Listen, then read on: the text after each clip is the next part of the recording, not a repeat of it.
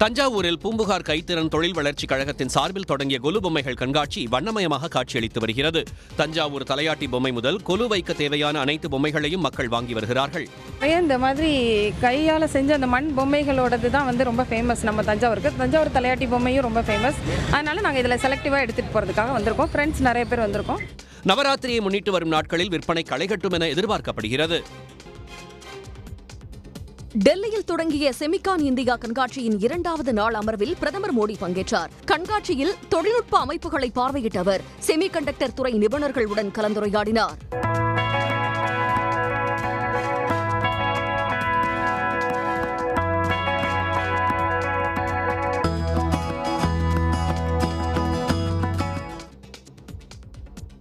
தொடர் கனமழையால் டெல்லி யமுனை ஆற்றில் வெள்ளப்பெருக்கு தொடர்ந்து அதிகரித்து வருகிறது. யமுனை ஆற்றின் இரு கரைகளிலும் உள்ள குடியிருப்பு பகுதிகள் வெள்ளத்தால் சூழப்பட்ட நிலையில் மயூர் விகாரில் மக்கள் தங்கியிருந்த முகாம்களையும் வெள்ளம் சூழ்ந்தது.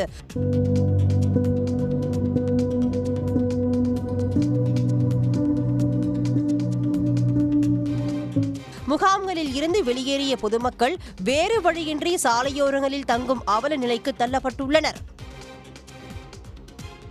தலைநகர் டெல்லியில் கொட்டிய மழையால் பிரபலமான சதர் பஜாரில் தண்ணீர் குளம் போல தேங்கியுள்ளது. அனைத்து கடைகளிலும் தண்ணீர் புகுந்ததால் வியாபாரிகள் செய்வதறியாமல் தவித்து வருகின்றனர்.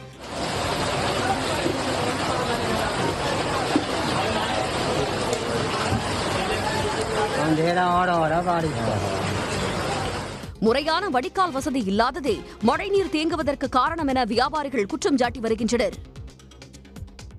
ராஜஸ்தான் மாநிலம் பரத்பூரில் ஆபத்தான முறையில் பள்ளி பேருந்து ஆற்றை கடந்து சென்ற காட்சி பரபரப்பை ஏற்படுத்தியுள்ளது.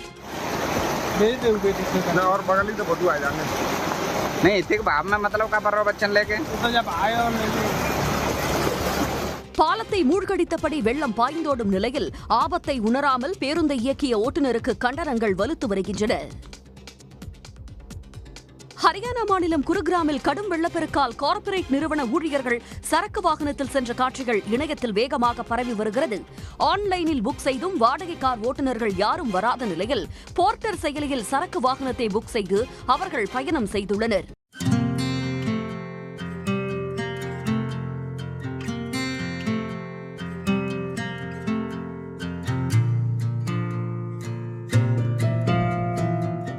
நகர்ப்புறங்களில் வெள்ளக்காலங்களில் ஏற்படும் போக்குவரத்து சவால்களுக்கு இந்த காட்சி சிறந்த எடுத்துக்காட்டாக உள்ளது. ஆட்டோமொபைல் சந்தையில் விக்டோரிஸ் என்ற தன்னுடைய புதிய SUV காரை மாருதி சுசுகி நிறுவனம் அறிமுகப்படுத்தியது.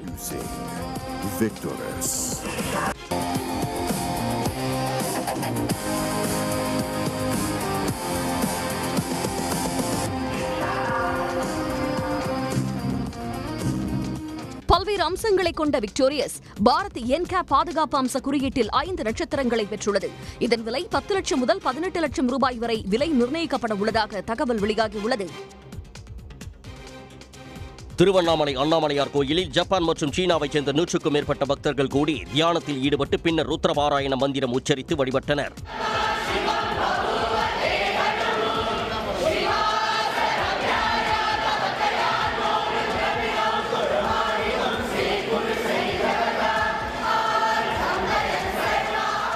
அண்ணாமலையாரை மனமுருகி வெளிநாட்டு பக்தர்கள் வணங்கியது உள்ளூர் மக்களின் கவனத்தை ஈர்த்தது. திருச்சி ஸ்ரீரங்கம் ரங்கநாத பெருமாளை தரிசித்த குடியரசுத் தலைவர் திரௌபதி முர்மு விமான நிலையம் சென்ற வழியில் பஞ்சக்கரை அருகில் திடீரென காரில் இருந்து இறங்கி பொதுமக்களிடம் உரையாடி நலம் விசாரித்தார்.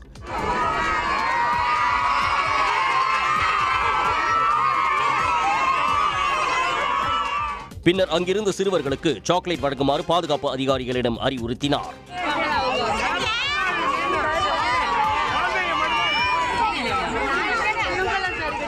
குடியரசுத் தலைவர் திரௌபதி முர்முவிடம் உரையாடியதால் பொதுமக்களும் சிறுவர்களும் உற்சாகம் அடைந்தனர்.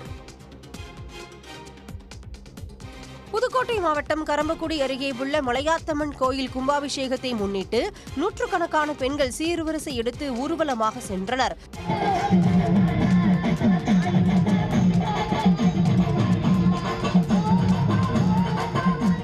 பக்தர்கள் விநாயகர், முருகன், காளியம்மன் உள்ளிட்ட சாமிகளின் வேடம் அணிந்து மயிலாட்டம் உள்ளிட்ட பாரம்பரிய நடனத்துடன் ஆட்டம் பாட்டத்துடன் கரம்பக்குடியில் இருந்து ஊர்வலமாக சென்று சுவாமி தரிசனம் செய்தனர். புதுச்சேரி பிராந்தியம் ஏனாமில் மீன்களின் ராஜா என்றழைக்கப்படும் அரிய வகை புலாசா மீன்கள் மீனவர் வலையில் சிக்கியது. 1.5 கிலோ எடை கொண்ட புலாசா மீன் 29,000க்கும் மற்றொரு மீன் 28,000 ரூபாய்க்கு ஏலம் போனது.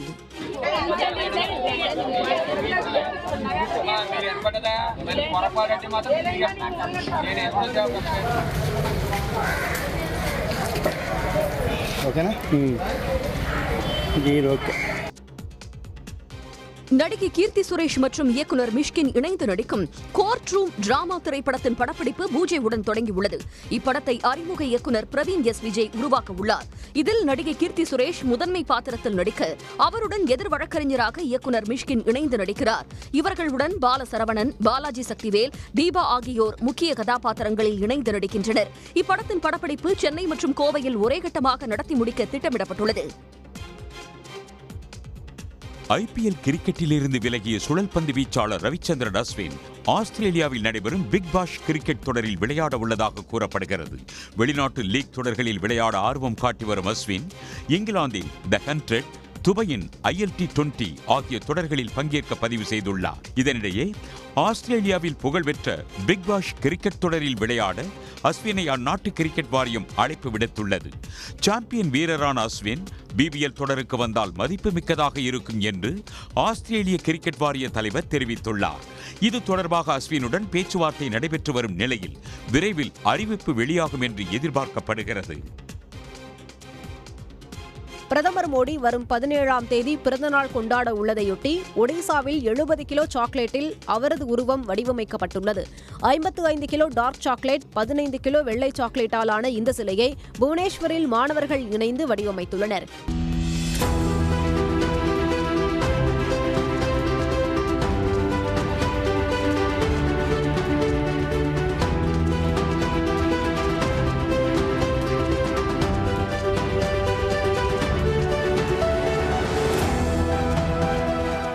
மோடியின் சாக்லேட் சிலை காட்சிகளை சமூக வலைதளங்களில் பகிர்ந்து பலரும் அவருக்கு பிறந்தநாள் வாழ்த்துக்களை கூறி வருகின்றனர். ஃபேஷன் ஷோவில் பங்கேற்க துபாய் சென்றுள்ள நடிகை சமந்தா பிரபல இயக்குனர் ராஜ் நிடிமூர் என்பவருடன் கைகோர்த்து வலம் வரும் காட்சிகளை தமது இன்ஸ்டா பக்கத்தில் பதிவிட்டுள்ளார்.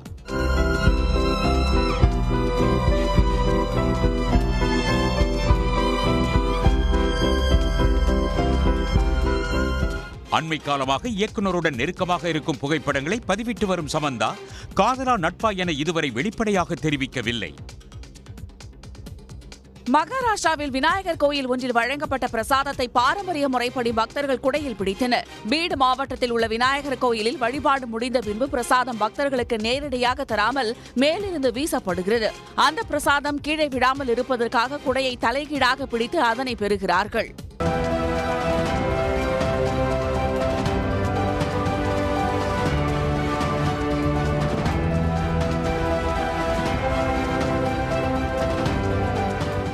குடையில் பிரசாதம் பெறும் இந்த பழக்கம் 100 ஆண்டுகளை கடந்து கடைபிடிக்கப்படுவதாக பக்தர்கள் தெரிவிக்கின்றனர். உடனுக்குடன் செய்திகளை தெரிந்து கொள்ள சன் நியூஸ் பெல் ஐகானை கிளிக் பண்ணுங்க.